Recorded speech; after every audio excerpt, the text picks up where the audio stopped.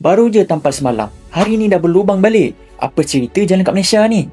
Salah jurutera ke geologi? Sini, Geng Geo nak story. Ini adalah 3 faktor kenapa jalan raya cepat rosak. Yang pertama, trafik dan beban. Kenderaan berat macam lori, trailer, dia punya beban tu memang makan jalan hidup-hidup. Bayangkan setiap hari lalu lalang, bahan jalan tu letih. Kajian cakap, kalau beban berat naik sikit je, jangka hayat jalan boleh drop sampai lebih 50%.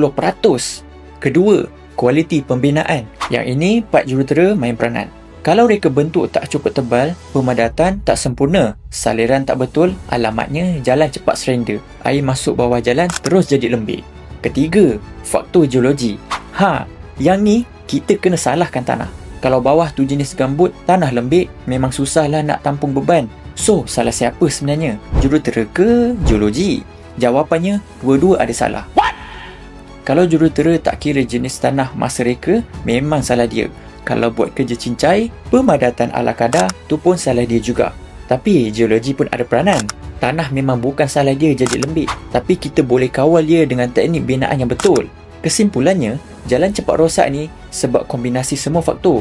Cuaca, tanah, trafik dan kejuruteraan. Kalau kita abaikan satu pun, confirm jalan tu tak tahan lama. So, lepas ni jangan terus salahkan jalan je. Dapat something?